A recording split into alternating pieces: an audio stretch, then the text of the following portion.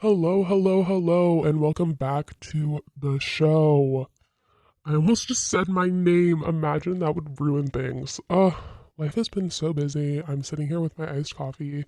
I'm early today. Things are going well, but it's so busy. I need a break. School is beating me in the butt. Today, I have a couple things that we could talk about. I'm not sure whether or not I want to start with the situationship boy type situation or get back into what we originally came here for, which is the lore. The lore.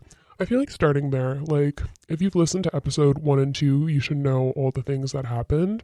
If not, go back, listen to episode 1 and 2, and get yourself caught up because there's some crazy things that went down. So currently where I'm at, now it's been a year and a bit. Oh, actually, I do have some updates on that. So let's talk about mental health for a minute. I've been talking a lot about boys on this podcast a little bit. I've been trying to distract myself, obviously, from the reality of my situation, which is that I'm still recovering from mental health issues. She still has mental health issues. You can tell my energy's different today because I'm not getting ghosted. I am moving on and moving up. Also, my whole relation, my whole relationship with myself and personality should not be based off of how men are treating me. I've had this whole little wake up call and realized the importance of friendships. I lost a lot of friendships. I think I talked about, no, I know I talked about my friendship breakup in one of the past episodes. That one was a little sad. If you're feeling in like your friendship breakup mood, go back, listen to that one. I'm pretty sure it's called Friendship Breakup or something along those lines. You'll be able to find it. Maybe, no, it should be posted now. I forget that I'm like so ahead of the game. Anywho, what happened recently? I've been involved in so many things. I'm in a lot of clubs, I'm starting a business, I'm doing school. It's all quite a bit. Not working right now, applying for a job, have an interview on Wednesday. It's in the industry that I'm working towards. So that's fabulous. There are good things, and that's what I'm trying to focus on because when I go back and think about the past, I just begin ruminating. Though recently I met with my EPI team. So basically, EPI is the early psychosis intervention program. Once again, if you're listening to this episode, please go back, listen to episode 1 and 2 to get caught up because I had psychosis. I had psychosis. She had psychosis. Psychosis the mostest. Psychosis is when you're locked out of your reality and they didn't know what was wrong with me. So I had my first meeting since moving back from where I came from. Not where I came from, I'm back home now. Though where I was before, I lived there for like a year and a half. And I was with an EPI team there, an early psychosis intervention program there, which just became extremely unhelpful. We just kept going over the same thing over and over and over again. I was triggered by my living situation. I was triggered by the people I was working with. They have a very high capacity, so they're not able to give all of the support that is necessarily needed, and I didn't feel like it was helping me move in the direction that I wanted to. They didn't seem to have any career resources. They just talked and were trying to get me drugged up, which I understand because mental health, nothing wrong with being on medication.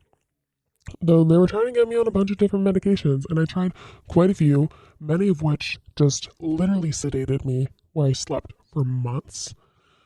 And now I'm in a new program with a better, it's called a case manager. So the case manager is a person who's kind of your liaison between the psychiatrist and between social things, social worker, a bit along all those lines. So I really like my case manager that I have now. He's actually active and he tells me like a little bit about his life, which makes it easier to communicate with him because I feel like he actually cares and I like knowing some things about the person that I'm working with, especially when they know so much about me, like my deepest, darkest secrets, and it's like literally a stranger. So last week I had my meeting with the EPI team, my new EPI team here in my hometown. You probably know where this is if you know where this podcast come from, but I'm not going to get into that. So I had a meeting with them and that was so triggering. I freaking hate talking about the past now. Since I've moved here, I've made it a solid effort to not go back, to not ruminate, to not really want to talk about it. And I made that clear with my case manager. I was like, I really don't want to go backwards and start talking about it again. But with this, they're like asking me questions. They're like, what happened here? Like, what's the story? Like, what's going on? And I cried. I was just crying through this whole meeting. I was trying to hold it in. I was like, I had the single tear moments so many times. I was like, someone please record this because this would be great for my acting portfolio. Though, yeah, it was very rough. It was pretty triggering. They sat there. There was a nurse there, which there wasn't a nurse the last time when I went to the one back where I was living for a little bit. And so this was more helpful. The doctor was a man this time before I had a female psychiatrist. I don't know the difference between the two. I don't see gender. Just kidding. There are things about having like a female doctor for certain things and a male doctor, though I've heard mixed reviews from both. So it really just depends on the person that you get, regardless of their gender. So I was talking to him, my dad hopped on the call, and that was a bit not triggering, though there was things that he said that I was like I've had relationship problems with like friend groups and things like that because I was bullied in elementary school, and in high school I had problems with people. And then my dad said it continued to university because I've been in a fist fight or two. They might have been in a fist fight. She might have been in a fist fight. That's a story for another day.